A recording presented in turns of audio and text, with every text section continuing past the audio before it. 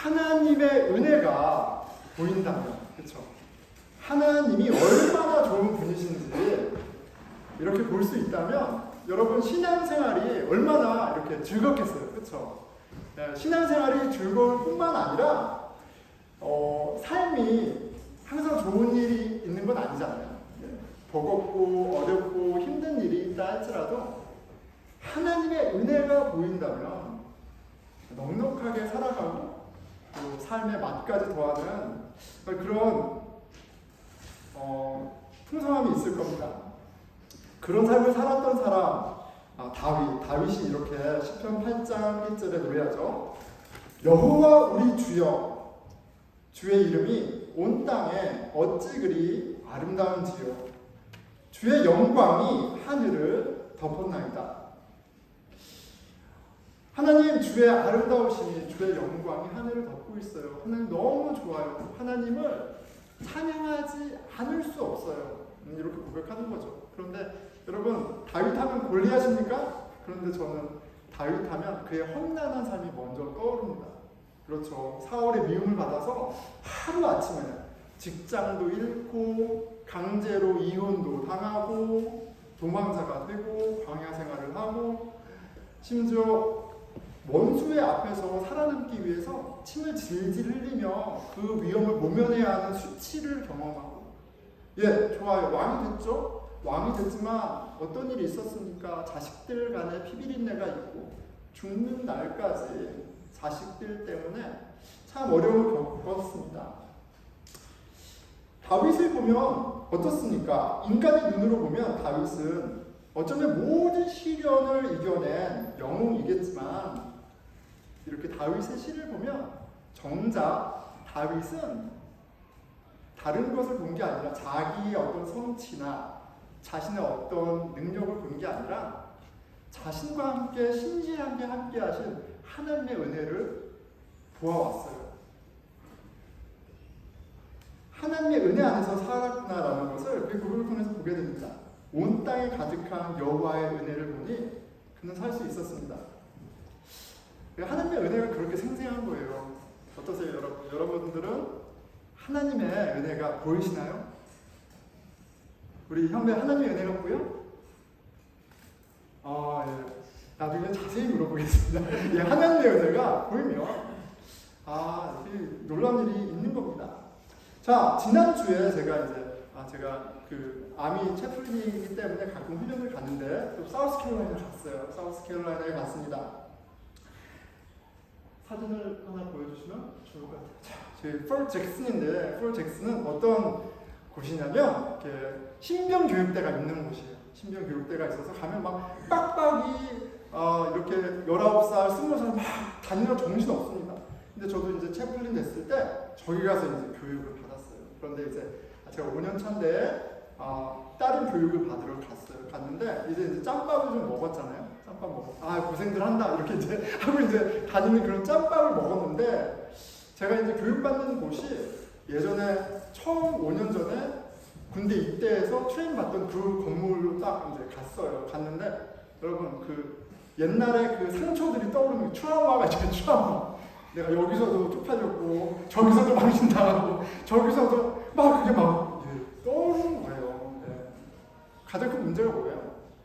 아시죠? 영어가 문제잖아요. 영어가.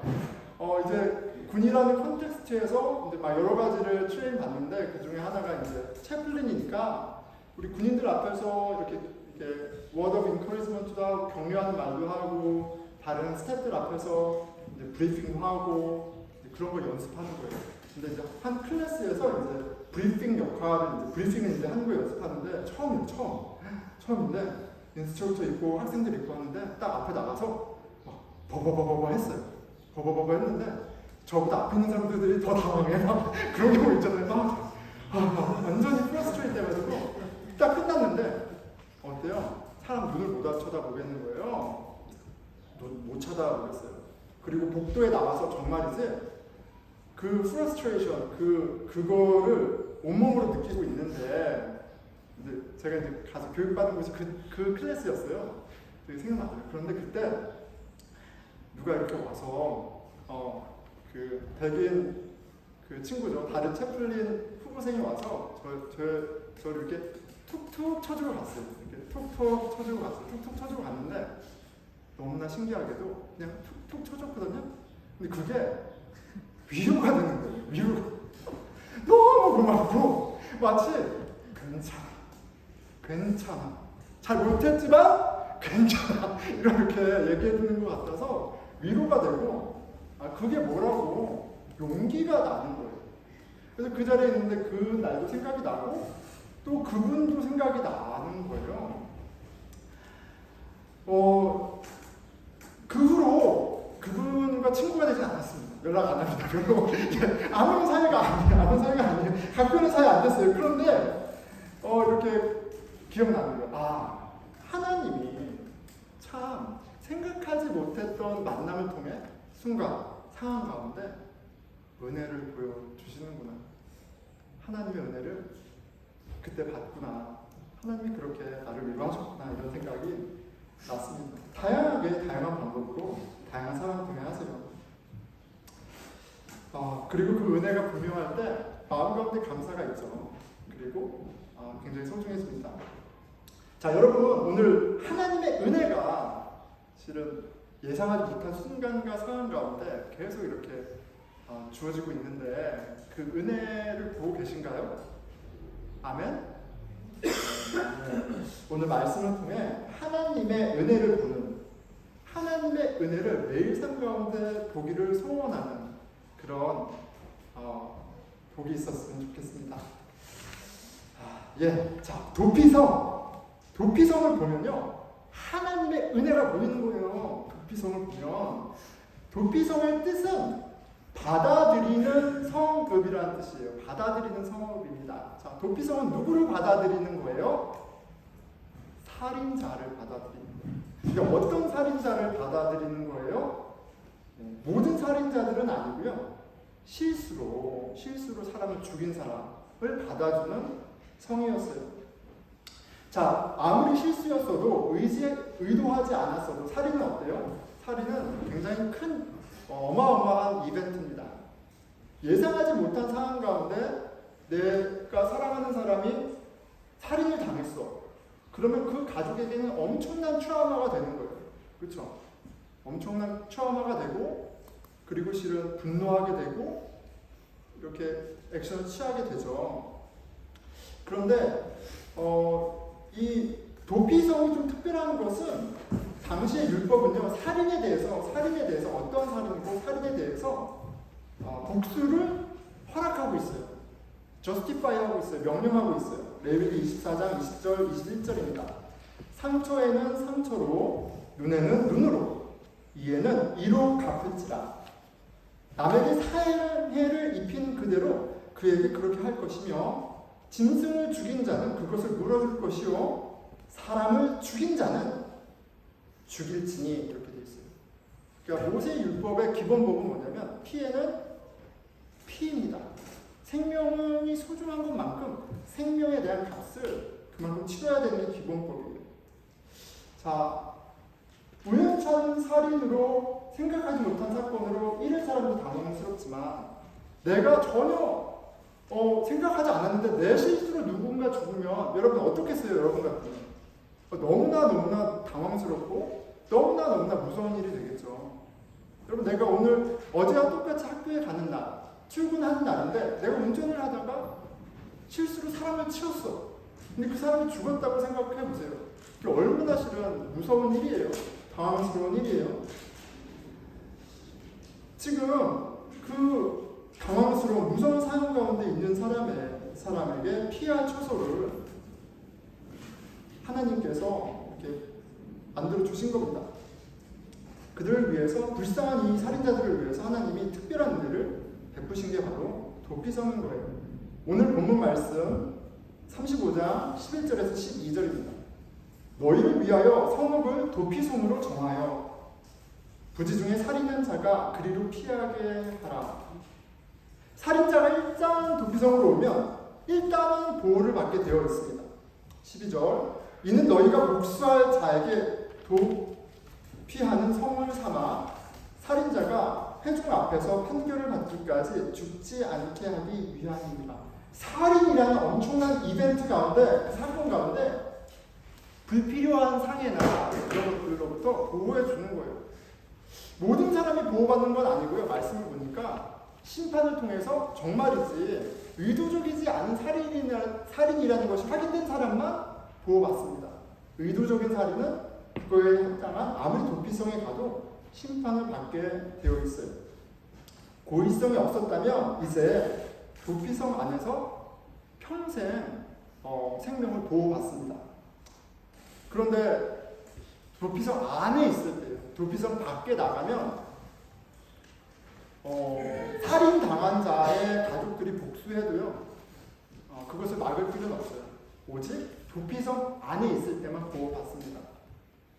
그런데 말씀을 보니까 이 도피성 밖으로 나갈 수 있는, 자유할 수 있는 조건이 한 가지 있었어요. 그게 뭐냐면 대제사장이 죽으면 자유해지는 거예요. 바로 대제사장의 죽음이 자유가 됩니다. 그러니까 내가 의도하지 않게 살인을 했어요. 그래서 도피성으로 도망갔어요. 그런데 대제사장이 그 해에 죽으면 내가 자유해지는 거예요. 그런데 10년, 20년 후에 죽으면 그 후에 내가 자유해지는 겁니다. 분명한 것은 그 죄의 대가에 대해서 대제사장의 생명이, 그 피가 속전이 되었다는 거예요. 생명에 대해서는 생명으로 값을 치르는 게 정당해요. 불의로 죽은 자의 죽음이라 할지라도 그 죽음에 대한 대가가 반드시 필요한데 누가 그 대가를 치르는 거예요? 의도하지 않게 살인한 자가 아니라 대제사장이 그 값을 치르는 겁니다. 자, 도피성은 하나님의 은혜예요. 보이는 하나님의 은혜였습니다. 물리적으로 보고 만질 수 있는, 생생히 경험되는 하나님의 은혜였어요. 13절 14절이죠. 너희가 줄 성읍 중에 6을 도피성이 되게 하라. 세 성읍은 요단 이쪽에 두고 세 성읍은 가나안 땅에 두어 도피성이 되게 하라. 사진을, 지도를 보면 도피성이 저렇게 강을 기준으로 왼쪽에 3개, 오른쪽에 3개 이렇게 나뉘어져 있었어요. 자, 그래서 만약에 내가 의도하지 않게 살인을 했다면 이스라엘이 어디에 있든지 간에 가장 가까운 도피성으로 도망칠 수 있었습니다. 그런데 그 거리가, 이스라엘이 되게 작은 나라더라고요. 40km 반경이, 어디에 사든지 도피성 40km 반경에 살게 되어 있었어요.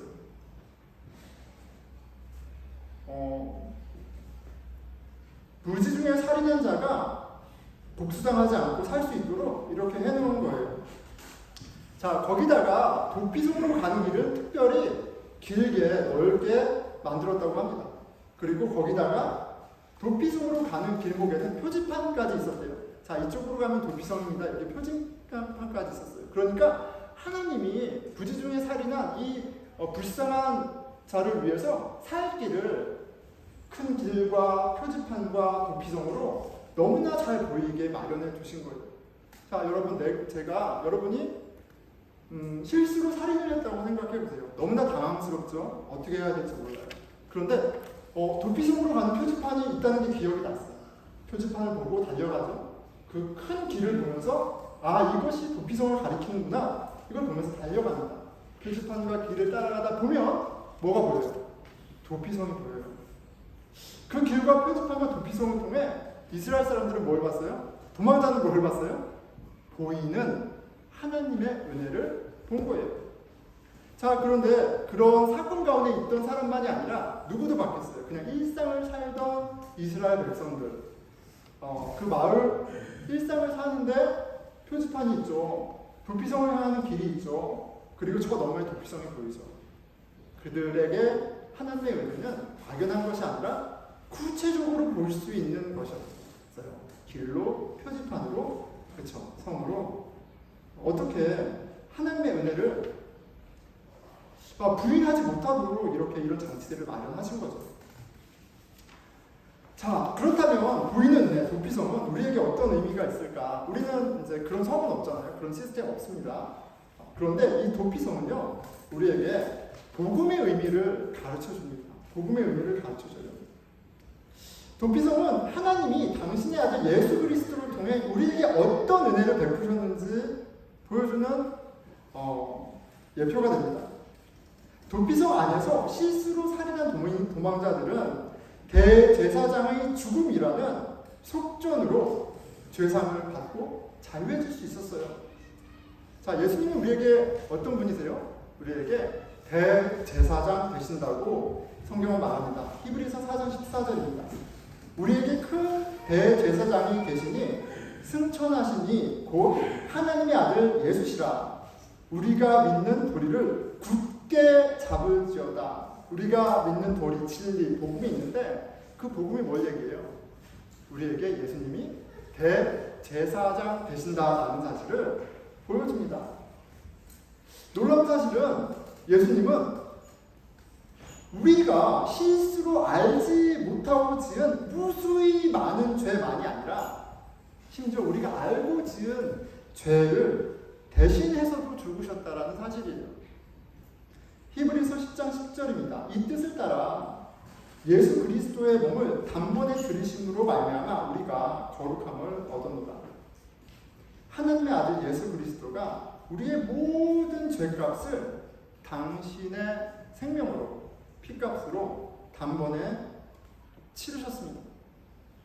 도피성은 그런 면에서 복음에 우리가 듣고 우리가 누리는 그 복음의 그림자와 같아요. 장차 하나님이 예수 그리스도를 통해 베푸실 은혜가 어떠한 것인지 이스라엘 백성들에게 먼저 보여주신 겁니다. 마치 맛배기처럼. 그렇기 때문에 도피성이 보이는 하나님의 은혜였던 것처럼 우리가 예수 그리스도를 보면 무엇을 보는 거예요? 하나님의 은혜를 보는 거예요. 예수님이 보이면 하나님의 은혜가 생생하게 보이는 겁니다. 예수님을 통해 우리는 도피성과는 비교할 수 없는 풍성하고 분명한, 심지어 우리의 인생을 송두리째 뒤바꾸는 하나님의 은혜를 경험하게 되어 있어요. 아멘? 네. 이 복음의 생생함에 대해서 요한은 이렇게 얘기한 거예요. 요한일서 1장 1절이죠. 태초부터 있는 생명의 말씀에 관하여는 예수님이죠. 우리가 들은 바요, 눈으로 본 바요, 자세히 보고 우리의 손으로 만진 바라. 여러분, 우리 또한 요한이 보고 만진 복음의 주인공 예수님을 믿을 때 요한과 같이 보이는 하나님의 은혜를 보고 또 경험하고 있는 것입니다. 네, 그게 성경이 말하는 거예요. 그런데 안타깝게도 예수님을 보면 은혜 하나님이 보인다고 분명히 얘기하는데 예수님이 잘 안 보여요. 그게 우리의 딜레마잖아요. 그래서 은혜를 볼 수 있도록, 그리스도를 통해 보이신 그 은혜를 볼 수 있도록 하나님이 우리에게 보여주셨어요. 교회를 주신 거예요. 교회. 말씀과 기도, 교회를 주셨어요. 교회. 그리스도의 몸된 교회를 통해서 은혜가 막연한 것이 아니라 죽고 나서 구원받는 그 영역만이 아니라 실제로 우리 일상 가운데 볼 수 있는 은혜라는 걸 교회를 통해서 보게 하시는 거예요. 자, 교회는 예수 그리스도를 주로 고백하는 사람들, 예수 그리스도 안에 있는 사람들이에요. 우리의 알고 지은 죄, 모르고 지은 죄, 과거의 죄, 오늘의 죄, 미래의 죄, 모든 죄를 대신해서 속전하신 그 하나님의 은혜 가운데 거룩하여진 하나님의 자녀된 사람들의 모임이에요. 그리고 그게 실제라면 은혜는 보이는 거예요. 경험되는 겁니다. 부지 중에 살인한 자들을 살리기 위해 도피성을 세우신 것처럼 예수 그리스도의 교회는 모든 죄인들을 살리기 위해 세워졌습니다. 도피성처럼 교회는 보이는 하나님의 은혜예요. 우리 교회의 주인이신 예수님은 죄인을 구원하기 위해 오셨다라고 분명히 말씀하시죠. 마가복음 2장 17절입니다.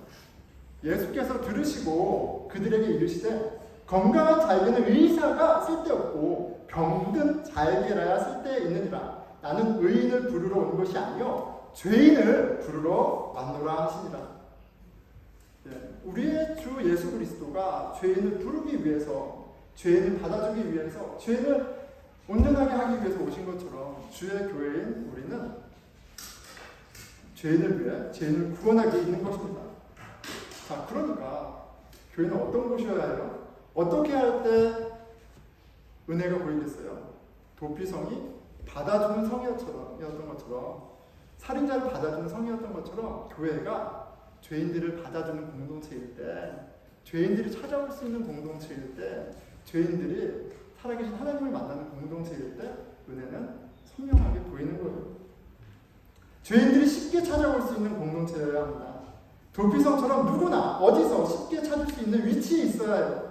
여기저기 표지판이 세워져 있었던 것처럼, 큰 길을 만들어 쉽게 올 수 있었던 것처럼 어떤 죄인이든 쉽게 얼른 찾아올 수 있어야 합니다. 이런 조건이 필요해요. 그런데 여러분, 우리는 너무 좋은 시대를 살고 있어요. 어떤 시대예요? 스마트폰이 다 있습니다. 그래서 철치 인 브루클라인 하면은 딱 나옵니다. 여러분, 어디에 있는지 딱 알 수 있죠. 코리안 철치 인 브루클라인 하면 여기 브루클라인에 한인교회가 2개뿐이 없어요. 우리 교회 딱 나옵니다.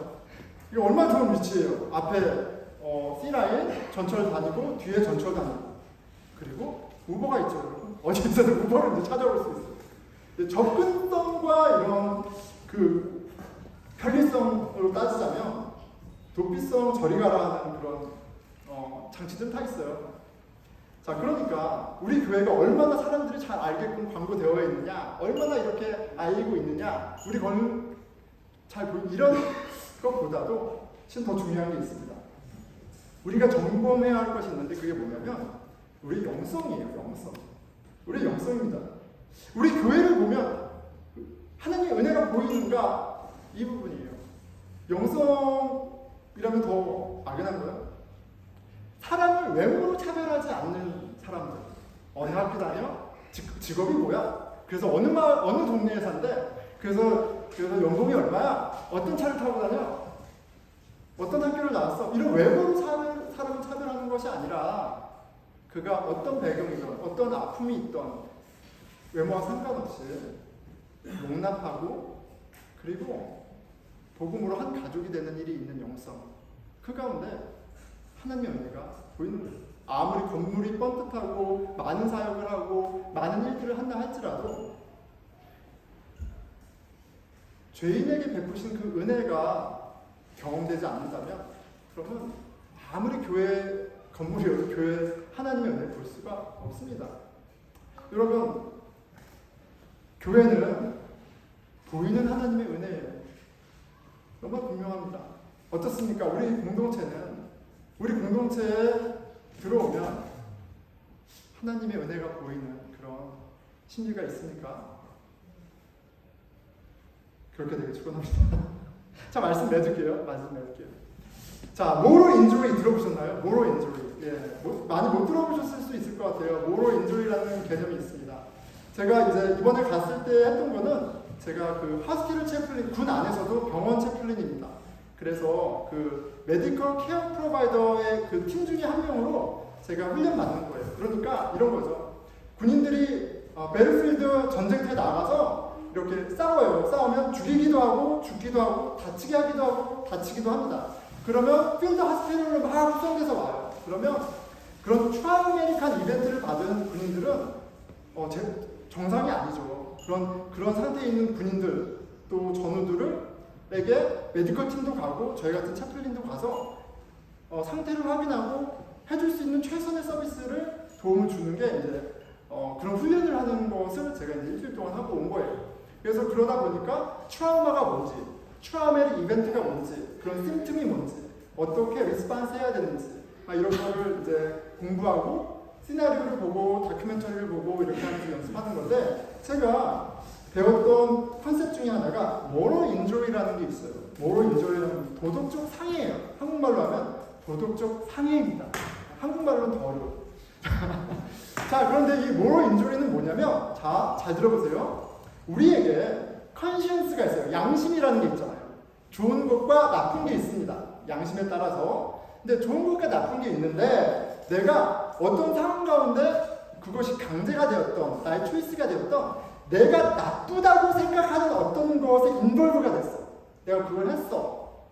그러면 나의 컨시언스에 반하는 바이올레이트는 행동을 했기 때문에 내가 내 morally injure 되는 거예요. 내 양심이 상처 입은 거예요. 상해를 입은 거예요. 그런데 이것이 지금 스터디하고 리서치하고 있는데 그냥 그런 내가 옳다고 생각하지 않는 일을 하는 게 그런 안 좋은 경험이야 그 정도 차원이 아니라 굉장히 심각한 결과를 초래한다는 것들을 계속 발견하고 있어요. 여기 간단하게 나와 있지만 self-destructive impulses 자해를 하는 어떤 충동이라든지 아니면 substance abuse 마약에 빠진다든지 아니면 폭력적이어진다든지 depression, sleep problems 이런 굉장히 많은 삶을 망가뜨리는 문제들의 어떤 근본 중에 하나가 moral injury라고 지금 발견하고 있어요. 그런데 이거를 군에서 계속 이제 좀 하는 게 뭐냐면 미군이 굉장히 자살을 많이 합니다. 미군은 지금 실제 전쟁을 20년 동안 해왔잖아요. 그러다 보니까 이 군인들이 왜 이것들을 극복하지 못할까? 도대체 뭐가 그렇게 힘든 걸까라고 할 때 그걸 연구하다가 이 개념을 좀 이제 디벨롭하고 있는 거예요. 많은 군인들 중에 삶을 자살로 마감하는 이유 중에 하나가 이 모럴 인저리라고 합니다. 우리 한 가지 볼까요? 저희 케이스 스터디 하는데 한 군인이 노아 피어스라는 분이 자살을 했어요. 그리고 마지막에 유언으로 저 글을 이제 남긴 겁니다. 엄마 정말 죄송해요. 내가 2003년도에 이라크 전쟁 후에 내 삶이 완전히 망가졌어요. 지옥을 살았어요. 나 이제 그만하고 싶어요, 엄마. 그만하고 싶어요. 나는 좋은 사람이 아니에요, 엄마. 나는 너무 나쁜 일을 많이 했어요. 내가 너무 많은 나쁜 일을 많이 했어요. 나 더 이상 못 살겠어요. 내가 다른 사람을 해쳤던 것처럼 이제 나도 내 생명을 이제 끊겠어요. 이렇게 하고 삶을 마감을 했습니다. 이건 한 예예요. 그러니까 이해는 모럴 인저리라는 게 얼마나 심각한 것인지 좀 이렇게 배우고 왔습니다.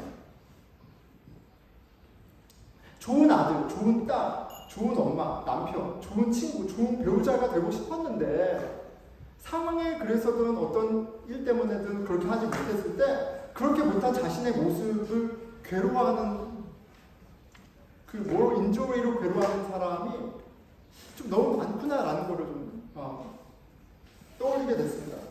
여러분 꼭 전쟁터만이 아니라 내가 생각하기에 정말 옳은 것이고 바른 것인데 내 자식에게 동료들에게 부모님에게 하지 못할 때 그것이 큰 상처가 되는 거예요. 상처를 주고 상처를 받는 경우들이 참 많습니다.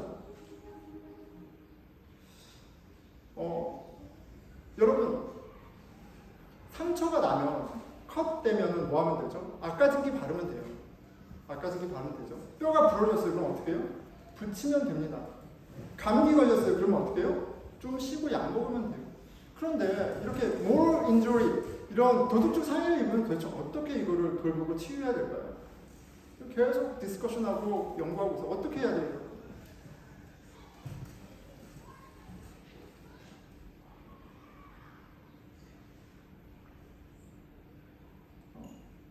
이 도덕적 상해를 치료할 수 있는 약은 용서예요. forgiveness.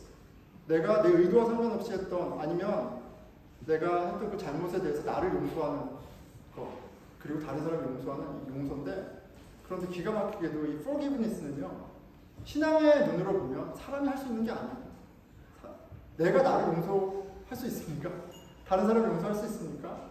이 용서라는 비즈니스는 하나님에게 속하는 것이고 그리고 복음을 통해 알게 된 사실은 뭐예요?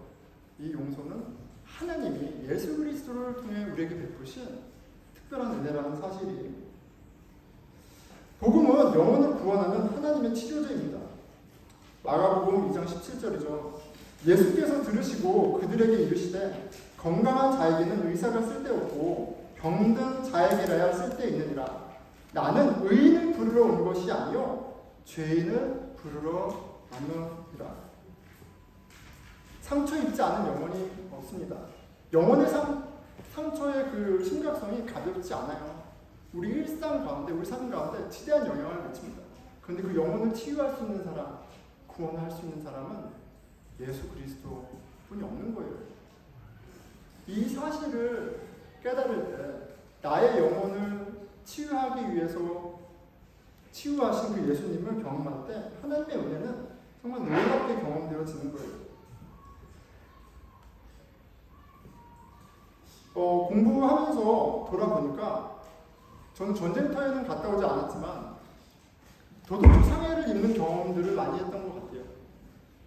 제가 1학년 대학생활과 2년 반의 군대를 경험했었는데 근데 그때 제가 경험한 건 뭐냐면 나는 이렇게 좋은 사람인데 그렇지 않다라는 걸 발견했어요. 폭력과 상황 가운데 타협하고요. 비열해지고 그리고 옳고 그른 것보다도 나의 안전과 편의가 우선되는 저를 발견했습니다. 아, 내가 그렇게 좋은 사람이 아니구나 라는 사실을 경험했어요. 폭력 앞에 빠르게 조직에 순응하고 어느 순간 폭력을 정당히 사용하며 조직을 위해 살아가는 제 자신을 짧은 경험이지만 군대에서 경험했습니다. 돌아보니까 10대 그 치열한 경쟁 가운데 한국 사회가 그렇잖아요. 살아온 모습이나 20대 때의 그런 경험이 그냥 도덕적 상해 투성이에요. 근데 군생활이 저한테는 정점이 됐죠. 한국에서. 내 안에 불량배요, 살인자라는 붉은 낙인이 선명하게 찍혀 있었습니다. 그걸 마주하게 되는 경험이 그때 있었어요. 내 영혼이 피 흘리고 있을 때 바로 그때 제가 교회를 찾아왔습니다. 나의 나약함과 악함에 몸서리시던데 교회를 찾아왔어요. 근데 나중에 돌아보니 뭐예요? 예수님이 함께 하셨고 나를 불러주셨구나라는 고백을 하게 되는 거죠. 교회에서 나를 있는 모습 그대로 용납하고 받아주고 또 복음 가운데 하나님이 나를 얼마나 사랑하는지 내가 살인자임에도 불구하고 내가 이렇게 악한 자임에도 불구하고 그렇게 사랑하시는 것을 깨달으면서 안식을 얻고 은혜를 경험하게 됐습니다. 그리고 그 은혜 가운데 있다 보니까 은혜가 더 잘 보여요. 하나님이 참 얼마나 좋은 분인지 더 잘 보입니다. 하나님이 이 세상에 하나님의 은혜가 아닌 것이 없어요. 아멘? 네. 여러분의 상처 예수님에게 가져가시고요. 그리고 예수님이 여러분에게 어떤 일을 하실지 기대했으면 좋겠어요. 저에게 베푸셨던 그 은혜가 동일하게 그 상처를 안고 주님께 나가는 여러분들에게 치유로, 회복으로, 온전함으로 경험되어질 겁니다. 여러분, 제가 자랑을 하나 하겠습니다. 당황하지 마십시오. 여러분들은 모를지 모르지만 제가 어디를 가든 사람들에게 환영을 받아요. 저를 다 좋아합니다. 네, 저를 다 좋아해요. 이번에도 경험하고 왔어요. 저를 그렇게 좋아해요. 여러분, 4년 전에 제가 되게 프러스트레이트되고 그런 경험을 했잖아요. 가면 트라우마가 막 떠오릅니다. 떠오르잖아요. 그런데 갔는데 사람들이 저를 너무 좋아하는 거예요. 4년 동안 영어가 획기적으로 늘었을까요, 여러분? 안 늘었죠. 얼마나 늘었겠어요. 자, 그러면 40년 후면 제 영어가 늘까요? 여기서 태어나지 않은 이상 그렇지 않습니다. 영어가 개선돼서 사람들이 저를 좋게 보는 게 아니라 그때도 그랬던 것 같아요. 그런데 지금 말씀을 준비하면서 보니까 제가 나의 죄를 대신해서 죽으신 예수 그리스도 그 하나님의 은혜를 경험하고 내가 어떤 용납을 받았고 내가 얼마나 귀한 존재로 나의 어떤 그런 모습과 상관없이 그 은혜를 경험하다 보니까 저 안에 새로워진 게 있어요. 뭐냐면 저는 그렇게 다 소중하게 보여요. 나랑 다른 사람들, 나를 불편하게 심지어 하는 사람, 그런 모든 사람들도 너무 소중하게 보이고 그리고 사람까지는 아닌데 너무너무 귀중해요. 그런데 사람들이 왜 나를 좋아하지? 라고 할 때 보니까 사람들이 그거를 알더라고요. 내가 이렇게 그냥 툭툭하고 이렇게 잘 지내 이렇게 말 한마디 하고 그냥 이렇게 그냥 그런 애리튜드를 갖는 것 뿐인데 사람들이 그거를 통해서 굉장히 격려받고 위로받고 저와 함께 있는 것을 즐거워하고 이런 것들을 많이 경험했습니다. 저에게 하나님의 은혜는 너무너무 분명하거든요. 제 삶 가운데 놀라운 일들을 하시는 자원들. 그런데 그게 너무너무 놀라운 건 뭐냐면 하나님이 저를 통해서 그 은혜를 보게 하시는 일을 경험한다는 사실이에요. 내가 용납받은 그 용납이 풍성할수록 놀라울수록 저로 용납하게 하시고 품게 하시고 함께하게 하십니다. 그 가운데 하나님의 은혜를 볼 수 있는 것뿐 아니라 세상을 이길 뿐 아니라 세상을 치유하고 구원하게 하는 능력을 제 안에 주를 그리스도로 고백하는 공동체 안에 경험하게 하세요. 기도하겠습니다.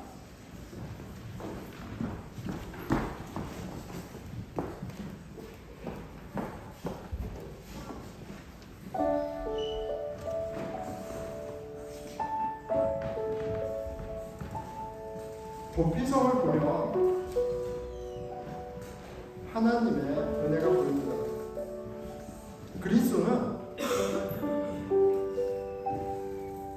우리 눈앞에 펼쳐진 그 하나님 은혜에 너무나 생생한 실체입니다.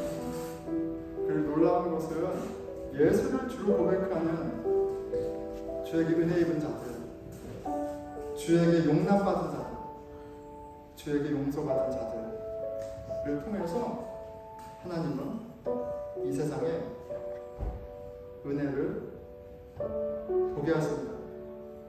주님, 우리 공동체가 하나님의 은혜를 보게 되는 그런 공동체 되게 해주십시오. 죄인들이 삶의 무게와 과거의 아픔과 상처와 그런 모든 것들을 안고 찾아올 수 있는 그대로의 모습으로 용납받고 새로워지는 그 신비를 경험하는 은혜의 공동체 되게 해주십시오. 우리 같이 기도하겠습니다.